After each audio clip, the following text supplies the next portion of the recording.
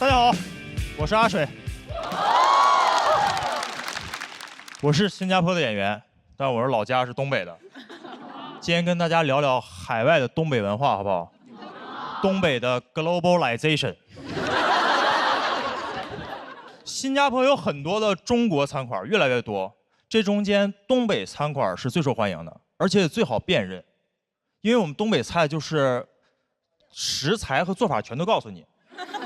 尖椒干豆腐，小鸡炖蘑菇，铁锅炖大鹅，呀，所见即所得，是吧？你们听到东北菜名，你可能不喜欢吃，但你至少会做了。你们知道乱炖怎么做吗？你们知道冻梨怎么做吗？这考你们南方菜。知道佛跳墙怎么做吗？我不知道，后来我查过，乱炖。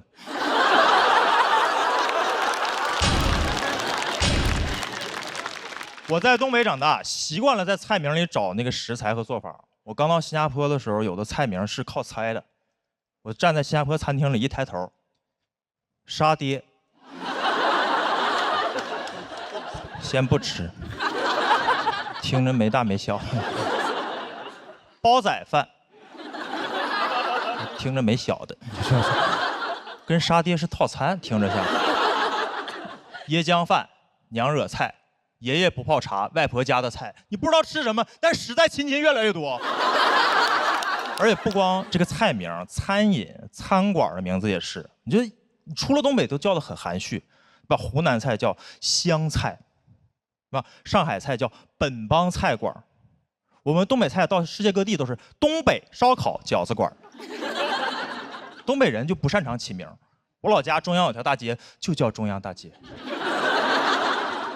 我们那儿乡村爱情剧就叫乡村爱情，不会让外地的朋友起疑，说是乡村爱情，乡村爱情，是不是个湖南餐厅呢？听着是。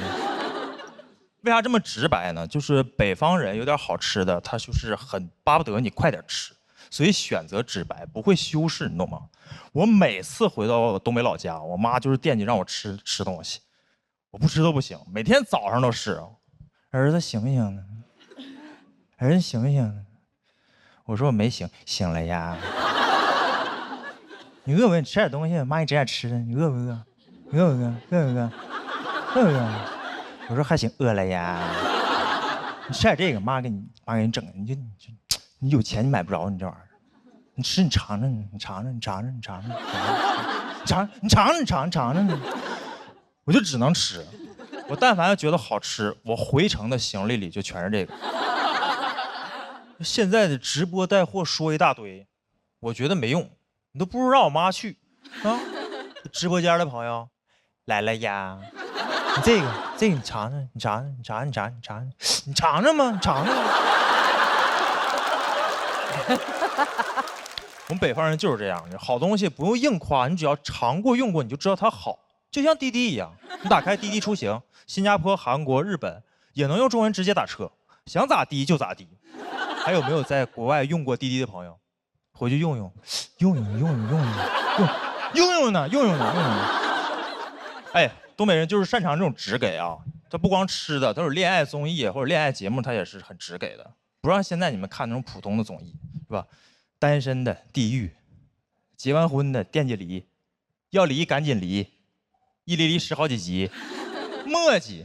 你看我们东北老年人综艺，你上来大爷大妈刚一见面，那大妈说：“那你各方还行啊？”那大爷说：“我都行啊，是吧？”哎，这好综艺，大家回去看看啊，东北看看。哎，关于爱情，东北就是有的时候会过于松弛。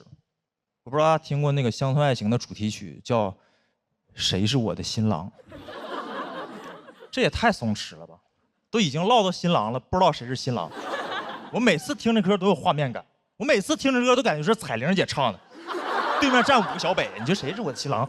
啊，就是这种松弛。我把这个歌也给我的印度朋友听，我一直在想这个新郎是谁，直到我在新加坡给印度朋友听，我那印度朋友说我们印度有首歌叫《新娘嫁人了，新郎不是我》。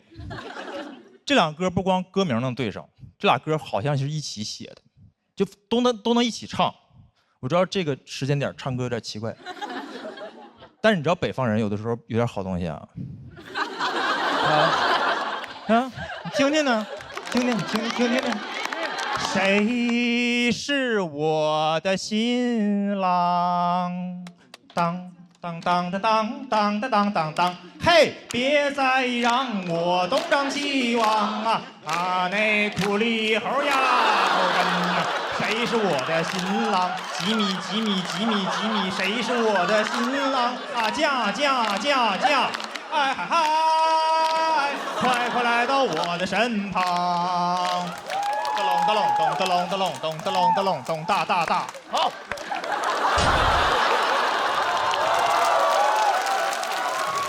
就用这种祝大家婚姻幸福，爱情甜蜜，常来东北。我是来自新加坡的阿水，谢谢大家，我是阿水。谢谢。好，大家辛苦了。我是南瓜，大家还认识我吗？认识，确实。这半年减了60多斤，变化比较大啊。对，现在很多人见了我都要愣一下，他说你好像是南瓜，但感觉跟南瓜不一样了啊。我说我现在是贝南瓜。这半年确实减的挺多了，跟去年完全是判若两人，已经不再是去年那个胖的吹唢呐的南瓜了。减肥减得太狠了，肺活量都减小了，唢呐都吹不响了。所以我今年就去开发了新的才艺，我去学习爵士舞了。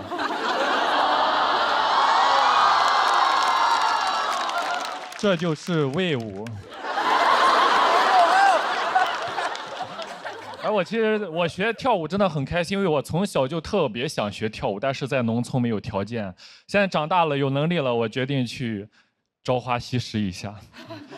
但现在这个年纪再去学跳舞，你就感觉那个动作很妖娆，学起来就很羞耻。然后我就专门找了个私教，我都找了个私教了，能不能给我安排一个私密一点的教室？就在那商场透明大玻璃，老师做什么我在旁边做什么，只要有人过来我就不做了。我就看着老师做，我在旁边手拍子，不知道的人以为我是老师。老师他就鼓励我，他说我们跳舞呀，最重要的是胯要灵活。他说你的胯挺灵活的，有天赋，是不是偷偷练过？老师不知道，我之前送外卖，每天在电瓶车上就是这样。我在学爵士之前就做过很多年的骑士了。真的，现在体验了一下，真的很开心。我小时候特别想学跳舞，但没条件，没得选。我爸在家里，我爸吹唢呐，我就只能跟着我爸吹唢呐。有人拿说唢呐不挺好，现在白市场多挣钱呀。其实这个工作真的不太挣钱，因为这个工作呀，它太不稳定了。你不知道啥时候有活儿，别人活多了，我爸就活少了。但是活多的时候，一个活连着一个活，我爸有时候半个月都不回家啊。我妈也不担心他外面有人，因为他知道外面肯定人没了。这个感受了一下，真的非常的开心。真的小时候，你别说才艺了，连兴趣爱好都很奢望。我上初中第一次接触篮球，一下子就迷上了，天天跟2个朋友一起玩。大哥拿到篮球传给我，我跑得快，跑过去传给老三，老三一上篮，我们这一条龙配合太厉害了。我们当时觉得我们长大都能打 CBA 啊。后来长大了，我在送外卖，大哥在卖烧烤，老三当了保安。后来大哥把肉烤好打包好，我骑电瓶车送过去，老三门一开，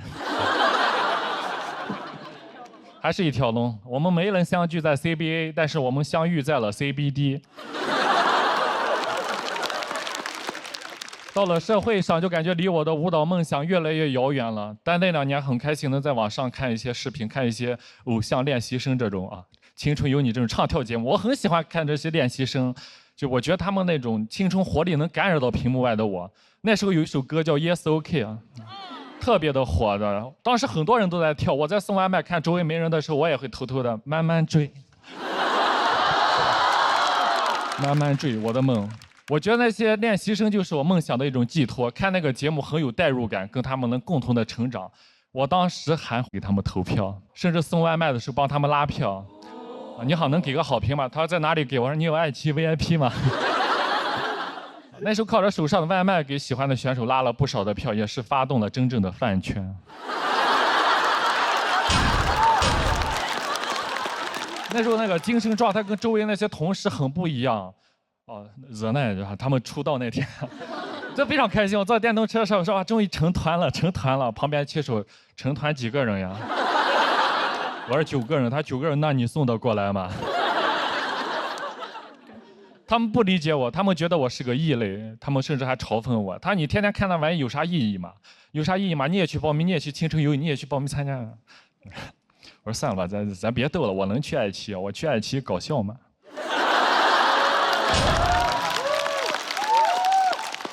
当时确实在电瓶车上限制了我的想象力，没想到最初想上爱奇艺的初衷是想来唱跳的。去年一路比赛比到半决赛，更没想到是半决赛的嘉宾竟然有虞书欣。感觉像做梦一样，这个青春一下子就回来了。导演还给我们说，你们半决赛的选手明天在虞书欣的面前，大家表演一下 Yes OK 惊喜一下。我当时说这不好吧？你看我哪里有跳舞的样子呀？咱就别丢人了。其实我内心想的是 Welcome to my home court 啊。这首歌没有人比我更 OK 了。但当时大家知道我去年那时候200多斤啊，我回去对着镜子我偷偷练。我完全已经跳不动了，已经跳不起来了。我真的很紧张。第2天彩排的时候，我就想了个办法。当时小北在我前面，跳得不错，那我就跟着他跳。结果第2天一直完全找不到北了。我真的很尴尬，老天给了我一个在爱奇艺唱跳的舞台，没有把握住。但是我又很开心的是，我讲段子的时候，虞书欣给我投票了。他说：“南瓜老师加油，你一定可以成为你想成为的人。”我当时愣了一下，我说：“这句话不就是当年给你在手机上说的话吗？”真的就像当年扔出的回旋镖一样，又落在我的身上。我终于鼓起勇气，我去报了舞蹈班。我真的很开心，我就问那个老师：“我老师，我之前对着手机我自己练，怎么练都不太对劲。”老师说：“你先从电瓶车上下来。”你这跳舞束手束脚的，你往2边迈开2步，大胆一点。我就跟着老师往2边迈开2步，跟老师一跳，一下子就对了。我真的好开心呀！没想到这简简单单这2步，我用了20年。谢谢大家，我是南瓜。大家好，我是窦万博。我来自河南啊，我打小生活在村里我们那儿教育资源不太发达，老师的水平也不高。我上小学的时候，一个教2年级的老师学历只有3年级。数学老师教数学不是因为数学好，是因为他老念错别字，教不了语文。他给我们讲应用题，说这个骨缸它有2个水管放水，浴缸。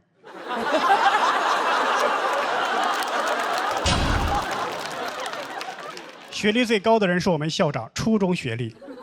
他是我们校里唯一一个会解2元一次方程的人，就这都人称小华罗庚。我们数学老师叫他小华罗康。我爸一直担心我的前途，在我读3年级的时候，把我转到了城里的小学。本意是好的，但我有点跟不上班了。我记得刚进班级，那个数学老师布置了一个作业，让我们这些小学生呢，从1加2加3一直加到100。这道题大家都听过，都知道高斯的故事，知道有一种更为方便的算法。但问题是我当时不知道，我是硬着头皮算完的。一边算一边心里在想，今天这个作业量怎么这么大呢？这道题答案是5050，我算到了6000多。关键是我才加到75，算到后半夜我都困了。我妈都看我可怜了，说要不我帮你一起算。问题是她也不知道高斯的故事。我从1加到100，她从100往回加，2人一对，结果不一样。我说要不用你的数吧，你的数看着小一点，我算的没有一个低于1万的。第2天交了作业，我们数学老师就问：“同学们，昨天那个题算出来了吧？答案是……”一群小孩异口同声：“5050。”只有我一个人：“7832。”所有的学生都老师也只有我只有我对了吗？我说我错了，太丢人了。但我没有气馁，我就想起一个鸡汤小故事激励自己。就是说，爱因斯坦小的时候，老师让每个学生都坐一个小板凳，爱因斯坦做的最差，老师把他的作品放讲桌上说：“世界上还有比这个更差的小板凳吗？”爱因斯坦说：“有。”当场拿出来俩更差的，说：“虽然那个很差呀，但已经是我做的最好的了。这还有2个更差的没给你呢。”一想到这儿，我就想说：“老师啊，虽然7832是个错误答案，已经是我算的最正确的了，那还有2个1万多没给你呢。”老师说：“把你家长叫过来吧。”我说：“这就是我家长算的。”我爸就有点恐惧，他给我制定了一些学习计划。第一就是阻断社交，周末就别出去玩了。赶上周末有人往我家打电话说：“喂，宋万博在家吗？”我爸一接说：“他死了。”我还在旁边站着呢，就听到对面小朋友哭成一片。然后周一又看到整整齐齐的我。我会在每个周末死去，又会在每个周一醒来。周一就是我的复活节。小伙伴一看见，哦，看见彩蛋了。我爸还有一个计划，就不要看电视了。好不容易放假看一回那个葫芦娃，有一个我特别喜欢的角色穿山甲死了。我在那抹眼泪，我爸看见了，那穿山甲是你爹呀？你爹死了，你这么哭吗？我说爸，你这么说多不吉利啊！再说我哭不哭，你那会儿也不知道啊。我爸也有自己的爱好，他喜欢看电视，他一直在追一个团综《水浒传》。《水浒传》是我爸眼里最好的电视剧，经常拉我一起看。对，我不能看葫芦娃，但可以看《水浒传》。有一回演到林冲死了，我爸哭了，还背过脸儿，怕我看见嘲笑他。我当然会了，因为那一刻我就想起了穿山甲，我要报一箭之仇。但毕竟我们俩是父子，我也不方便说那句话了。爸，林冲是你爹呀。但我又想说，我只能拐弯抹角的说，我说爸，林冲死了，咱哭啥呀？咱们家姓宋啊。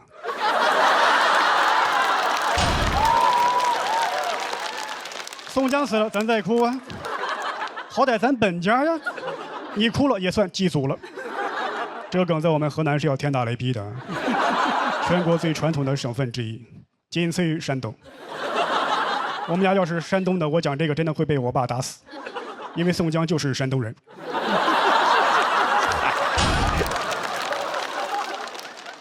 但我爸对我都这么努力了，我学习成绩也不好，因为我没有努力。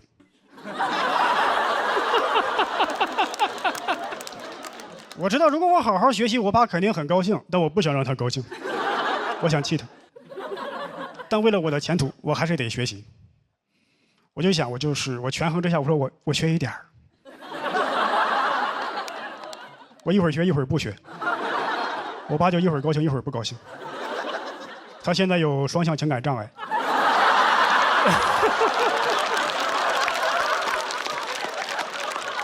最后从小学读到了初中，读到高中，还是参加完高考。高考完事之后，我爸问我，你估分估多少啊？我说你让我妈估吧，我估的没有一个低于1万的。当然，我最后是上了大学，它不是什么名校，不是211、985，就是我们平顶山市的平顶山学院。但我很知足，因为毕竟我的学历已经超越了当初的校长。如果你的起点足够低，那半山腰就是你的峰顶。更何况平顶山，它只有顶没有峰，所以我也算是毕业于顶级院校。今天就说到这里，感谢各位，我是宋万博。大家好，我是彩玲。我以前说过，我就谈过1次恋爱。今天我把话说全，虽然我谈过的恋爱屈指可数，但我追过的男人不计其数。上学的时候，我吸引男生注意力的主要手段是模仿电视剧。当时《还珠格格》热播，香妃娘娘以香为美，我就想模仿。但是我家没有香水，最香的东西是洗发水。运动会那天，我在头上涂了好多洗发水，结果拔河的时候，天降大雨，全都是泡沫。我怀疑那天我们班输了跟我有关系，因为绳子滑，抓不住，香妃没学成，成了华妃。我又看了一个台湾偶像剧，是艾拉和吴尊演的，你们看过吗？啊，那里艾拉是个假小子，然后男主很爱她。我雷厉风行，剪了短发，穿男装，穿球鞋，说话声音压得特别粗。2周过去了，没有人追我，但是全校都在传我要去当兵。从拔河的情况来看，应该是个炮兵。我还模仿偶像剧女主给男生叠千纸鹤，然后把最想对他说的话写在千纸鹤里。我给我喜欢男生叠了上100个千纸鹤，里边全都是我熬着夜红着眼给他写下的高考考点。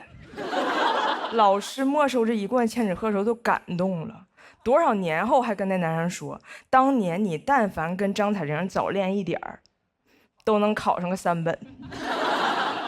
但是我喜欢男生说他喜欢偶像剧里那种柔柔弱弱、乖巧可爱，尤其是那种蠢蠢笨笨的，我就开始装。从那以后，他在问我这题怎么做，我都说这题第1步应该这么做，第2步人家就不会了啦。其实人家全会。考试考好了也不敢给他看成绩，生怕被他发现。我表面在装傻白甜，私底下可是数理化全来。文史哲也沾，学的可花了。我俩进入了暧昧期，我寻思得加快点速度。当时学校有一个数学竞赛，问我去不去，我说我不去，我要去看我哥哥打篮球。那天篮球比赛，我做足了功课，要把女生乖巧柔弱的得分点集中呈现。我坐在篮球场旁边，手里拿着给他准备的饮料，身上披着他刚脱下来的校服。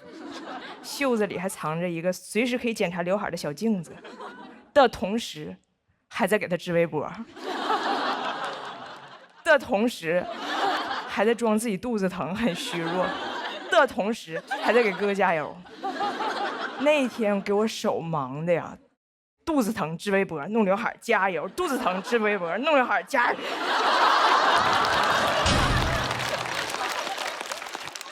裁判都震惊了，说这学校挺好，比赛还配了一个聋哑解说员。后来我发现我们班那天参加数学比赛的同学获了奖，可以申请高考加分，给我后悔的呀。我就在想，我为啥一直在装弱，就是因为这些剧给我洗脑，让我永远在幻想被一个男人征服，就是被征服。好像我出生没有别的目的，就是被征服。我出生应该就唱着就这样被你征服出生，然后医生剪断我脐带，我说你切断我所有退路。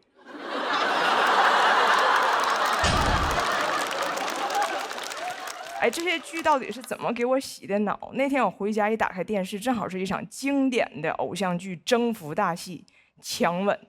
前1秒钟俩人还在吵架，突然男主就把女主怼在墙上就强吻。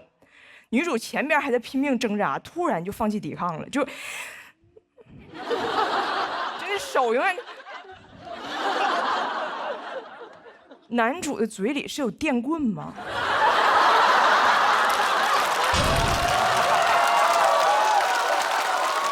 霸总的嘴要是这么好用，还要警察干啥呀？巴黎街头发生暴乱，警方都不出动警力。就派这几个霸总：龙傲天、顾北辰、道明寺，把这个局面给我稳住。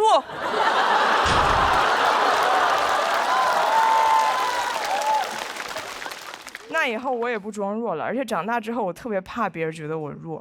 然后前几年我怀着孕参加了一个节目《奇葩说》。当时所有人都在照顾我，从导演到演员见着我都会扶着我一只手，让我缓缓往前走，也不知道是有喜还是慈禧。我只是怀孕，我又不是黑灯。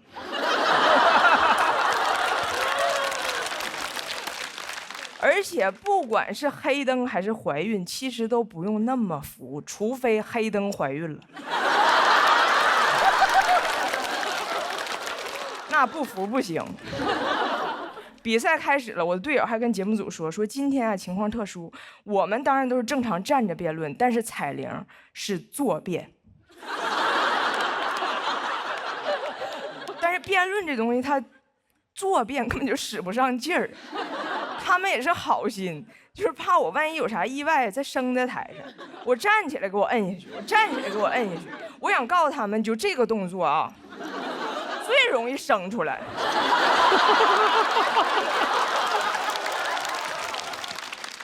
我往那一坐，手里拿着水，这手摸着肚子，然后给别人加油。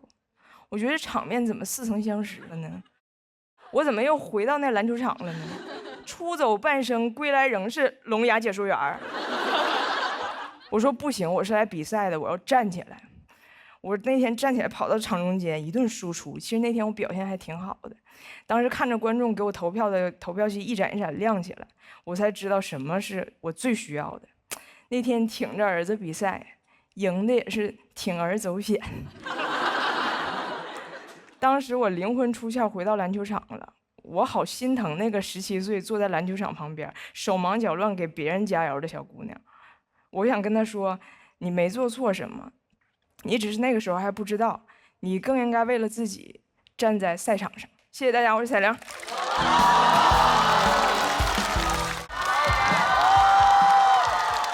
Hello， 大家好，我是小北。太棒了，朋友们！知道现在几点了吗？凌晨2点啊，凌晨2点啊，很嗨哈！好巧不巧，去年呢，我有一轮次也是凌晨2点上台，当时非常困啊，非常困，不仅我很累，观众也很累。我记得我当时在舞台上表演呢，然后搞笑呢，在这幽默呢，我余光一瞟，第一排有观众眼睛已经闭上了，我当时特别想给他个大嘴巴子，我说大哥你醒一醒啊，一会儿还投票呢。你还把眼睛闭上了，黑灯还没闭眼睛呢。我闭上了，你没看见。哎，确实也是录了好几年节目了，有种感受，朋友们，我感觉每次录这种节目都很考验人性，真的。一般都是这种 PK 环节嘛，啊，每次 PK 的时候我心情都很复杂，就是每次 PK 我那个人在前面讲的时候，每次讲的好笑吧，我笑不出来；每次讲的不好笑吧，我怕自己笑太大声，你知道吧？朋友们，录节目一定要做好表情管理。真的啊，去年录完之后，我回家看了一遍节目啊。当时有个选手在上面表演的时候，切到了个付航的镜头。付航当时比较严肃嘛，就面无表情地看这个演员。当时飘起个弹幕说：“付航的底色好悲凉啊。”有一次刘洋在这样表演，我也是面无表情这样看着他，飘起个弹幕说：“小北有啥不服的啊？”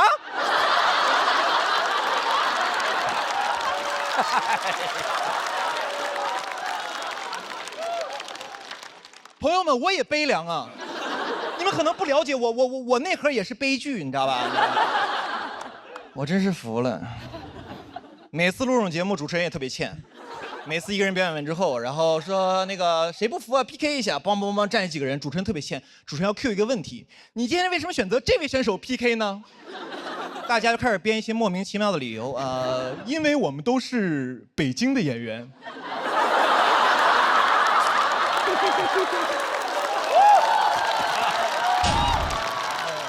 因为我们都是中年人。我说你怎么不说你们都是右手使筷子呢？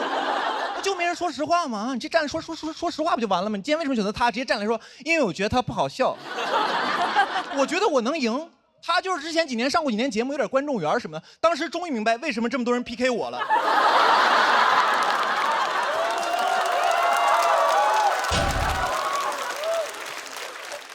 而且演员每次参加这个节目都很体面，每次这种 PK 结束，赢的人、输的人站在台上，赢的人都很体面。每次赢的要帮输的人找补2句。每次一比完，赢的人在旁边说：“其实他线下是个特别好的演员。”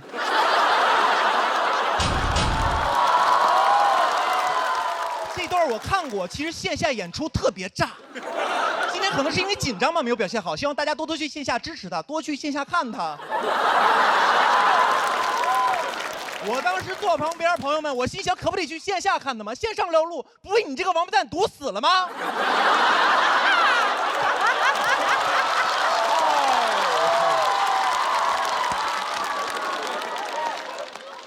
而且都输成那样，谁想去线下看他呀？不都想看你吗？我就没有见过哪个观众脑回路特别惊奇的。看完一个综艺之后，在那想，哎呀，与其线下看看呼兰，不如试一试姜子浩呢。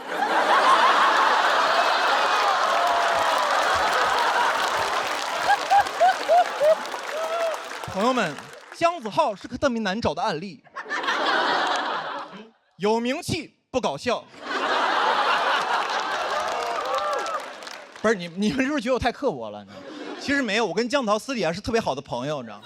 真的，他那段我看过，其实线下演出特别炸，你知道吧？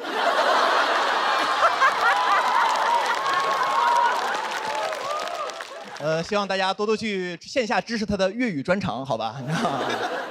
其实身边的人，这个有些朋友总有人劝我，他说：“小北，你录节目的时候 real 一点。”他说：“真实的人很招人喜欢。”我说 real 是什么样子？他说 real 的人就是你开心的时候就有什么想法都说出来，你开心的时候开心，难过的时候难过，生气的时候你就骂。我说那不就是翟佳宁吗？我说这种人也不是很招人喜欢吧？啊？我朋友说，哎呀，小北也不全是。我说这不就是观众喜欢的活人感吗？他多有活人感，我看很多网友让他去死一死呢。大家小时候都看过一个这个童话故事，叫做《皇帝的新装》啊，告诉大家做人要诚实。其实我长大之后又看了一遍啊，上班之后我其实特别能共情那些哄骗皇帝的大臣，我觉得他们太不容易了啊！项目做得好好的，都快结束了，突然路边来个小孩说：“我觉得这个项目有问题。”我当时大臣我都气死了，我说有啥问题啊？领导满意，进程顺利，我说就你聪明，就你明白，难道我们这帮人不知道这个项目在裸奔吗？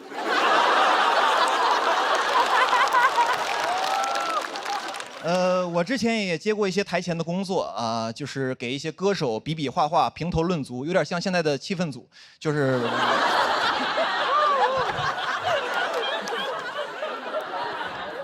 然后当时呢，一个歌手表演的是自己的一个原创曲目啊，然后唱一会儿就忘词儿了。当时我心想，我这不好好的 real 你啊，你一会儿在台上站好，我必让你下不来台啊。但是当他表演完结束之后啊，所有的导师和明星都在安慰他、鼓励他。我说不对呀，我说这哥们儿身上有点东西啊，他身上有皇帝的新装啊。我当时脑海中跟走马灯一样，你知道吧？走过了好多前辈的身影，什么柯以敏啊、丁太升啊。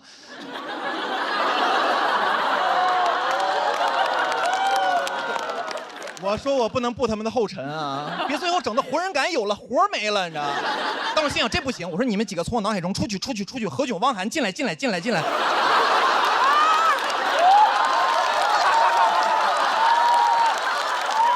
时我就这么评价的，我说哥们儿，我觉得你这个说唱真不错，很有态度，我很喜欢，我尤其喜欢中间那段留白。朋友们，说实话，我觉得这2年这个网上特别喜欢劝大家 real 啊。去年经常在一个网上看一个标题，就是说什么00后整顿职场，写的内容大差不差，说这个00后在这个职场里干得不开心不舒服，就骂领导一顿，说老子不干了，然后就走了。但是我看完我觉得确实挺过瘾的。后续呢？后续你怎么不写了？00后整顿职场，回去之后被房东整顿，吃糠咽菜睡桥洞，然后被城管整顿。到了那个桥洞那儿碰到很多大爷，问大爷你们是怎么来这儿的？大爷说，哎呀，小伙子，我们是90年代整顿职场那帮人啊。年轻人，咱们就先别聊什么整顿职场了，聊聊明天去哪儿整顿饭吃啊。我觉得这帮写文章的人特别坏，天天鼓励00后整顿职场，骂领导。我说你为啥不骂呀？啊，是因为你有家庭吗？这帮人真的特别欠。这帮人是哪种人？朋友们，这帮人特别像在职场里，但凡你干的不舒服，有个人在你耳边说：“这你能忍？”这要我忍不了，咬他啊！朋友们，最后我想说 ，real 的事儿就让我们脱口秀演员干就可以了。我呢就不劝大家在职场 real 了，我祝大家在职场 rich。谢谢大家，我是小北，谢谢。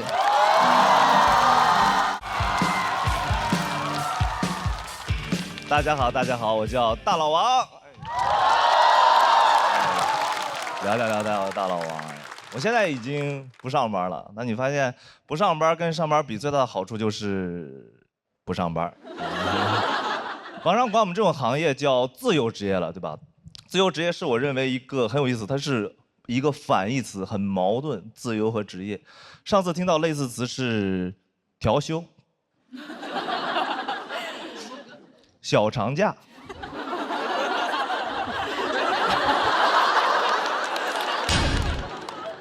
神仙工作，小北冠军。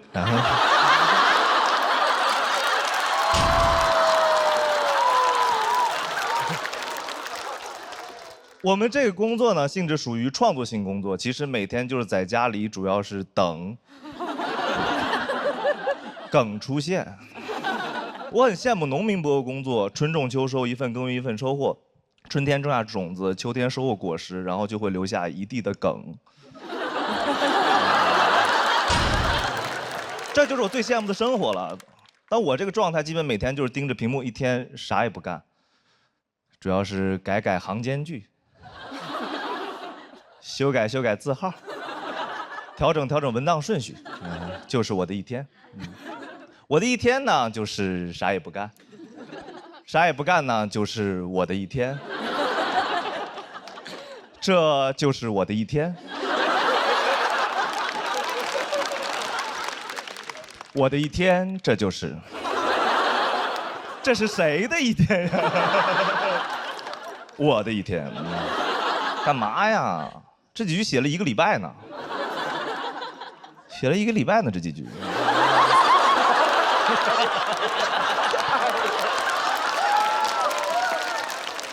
在家自己控制自己是一件很难的事情，对吧？你在家里越认真工作，对家里别的事情注意力就越集中。一认真工作就发现这个墙纸坏了，门框翘了，踢脚线是不是要掉了？自由职业一个学会没缝了。我其实跟很多人不一样啊，因为很多人焦虑会抽烟喝酒来缓解，我不是这种人，我是那种一焦虑就早睡早起的人，非常的健康。我感觉我真的是焦虑吗？我该不会是自律吧？感觉我是那种可以健健康康的焦虑到80岁的人，就是那种每天起来都啊，我烦死了，但我不死。焦虑，我看不了小红书上那种很积极的人，什么25岁重启人生，一切都不算晚；26岁重启人生，一切都不算晚；27岁重启人生，一切都不算晚。我一年一年的搜，你知道吗？我最高搜到70岁重启人生，一切不算，我真崩溃了。我说70岁还不晚吗，大爷啊？一点积累都没有吗？70岁重启，那不重生了吗？我不知道你们有没有看过重启人生的帖子啊，就是去旅游的。重启人生去丽江，重启人生去昆明，重启人生去大理，就去云南重启。啊，云南网不好，感觉云南是游戏里的复活点。到云南就兄弟可不敢再往南走了，再往南就不重启，那就关机了。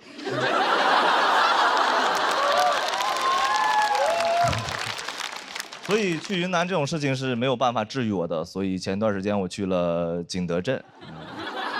今天节目录制压力太大，第1期准备期间去景德镇去缓解焦虑，然后太累了，整整6天，捏了20多个盘子，真太累了。996的捏泥巴，自费干日结来了。每天起床就干，倒头就睡。我说是重启人生还是劳动改造来的呀？景德镇基本上全是来重启人生的。我们班有一位裸辞来学词的一位北京来的词，太帅了有点儿，裸辞来学词，丢了饭碗来做饭碗，每天都吃不上饭了，还在那儿忙活呢，空腹有氧。放松之余还要学个技能。This is China。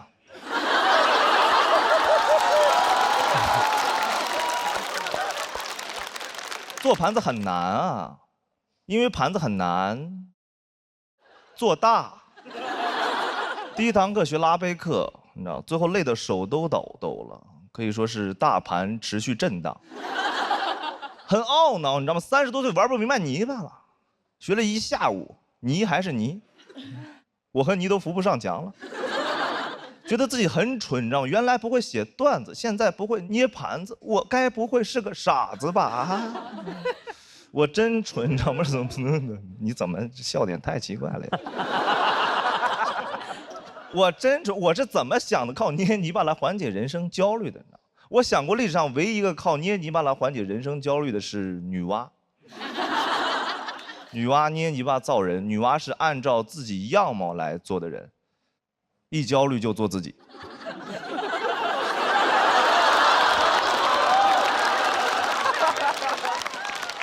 感觉女娲是会发小红书的那种人，上班就能玩泥巴，真是一份神仙工作。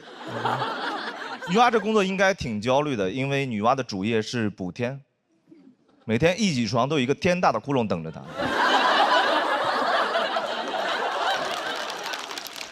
女娲很无辜，女娲纯背锅，凭什么共工统的天女娲来补？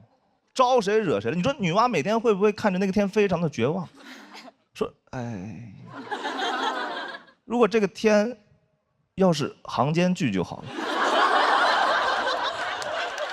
了，能修改字号把它挡上吗？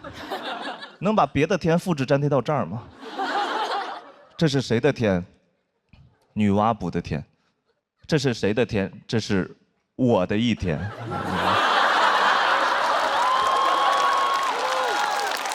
大老王写于2025年4月27日景德镇，谢谢大家，我是大老王。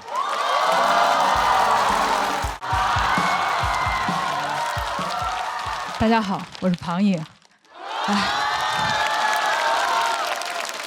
我是一个辩手，但我也有一份全职的工作啊。我为什么去上班呢？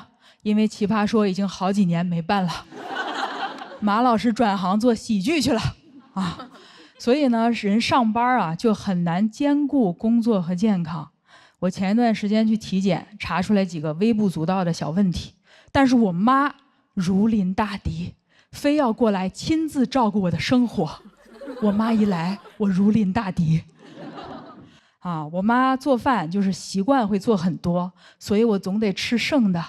我说妈，你不是说预制菜不健康吗？剩菜热一热不也是预制菜吗？啊，有些朋友可能觉得我挺矫情的，吃点昨天的剩菜怎么了？问题是它不是昨天的剩菜，它是昨天就叫剩菜了。我妈呢就说外面的预制菜不好，因为你不知道它放了多久。我们家的知道。米粉肉是前年过年的，粽子是去年端午的。我妈劝我吃他们的理由跟相亲差不多，她虽然不怎么样，但知根知底啊。我妈呢就是希望我活得自律一点。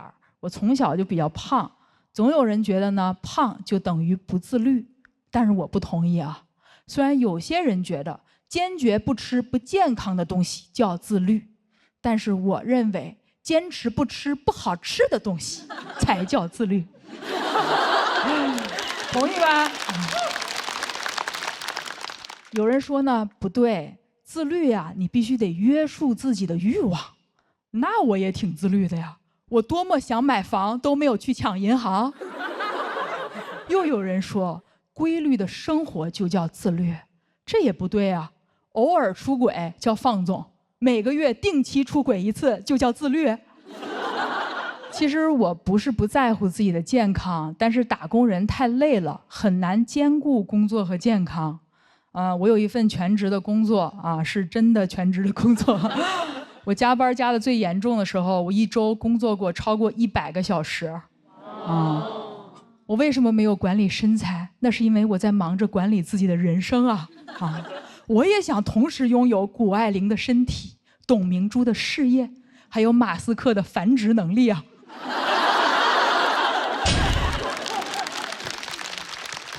就工作久了呢，是不可能没病的。我觉得我的体检报告比我的工作报告更能体现我工作有多努力。因为病历是很难注水的。我甚至在想啊，去面试的时候是不是病历比简历好用？想象一下，我 HR 面试，我拿出病历，有结代表我能忍。别人工作是结果导向，我是节导向。曾带领团队打破公司最高血糖记录，团队人均211血压。你来自985，我来自 ICU， 我用的还是年假，绝不占用公司公共资源。我最近体检最严重的一项是体检出一个巨大的甲状腺结节，我一听很吃惊啊！我明明是做乙方得的结节呀，它应该叫乙状腺结节。后来呢，我去医院看，医生说的都不一样，所以最后我跑了6家医院，我终于有了一种当甲方的感觉，到处收集方案，然后比稿。有些医生说疑似是癌，没有打动我；还有一些医生说让我手术处理一下，我觉得挑不出什么问题吧，但是没有新意啊。最终我终于找到了一个让自己满意的方案，他们说我根本没事儿。为什么会没事儿呢？我做甲方做得太爽了，我的乙状腺结节呀，自然就没了。刚开始那2个医生说是癌，我妈又如临大敌，说我之所以生病，是因为我吃外卖、熬夜、工作压力大，让我赶快辞职回老家。小时候让我努力，生病了怪我太努力。原来东亚小孩的亚是亚健康的亚。以为很严重的时候呢，我请了一个长假，后来发现是误诊，我也没有销假。毕竟请假挺难的，而且我也想明白了，我不是只有病了才配休息。有个网红曾经说过，到底是多么伟大的前程，才让我们错过了4季？我不想一个人站在秋天里。我不想一个人站在美丽的秋天里，漫天的落叶里，对自己说，我为什么要在最好的年纪，人就没了。好，我想了一下，今天就讲到这里，我得先去休息一下了，谢谢大家。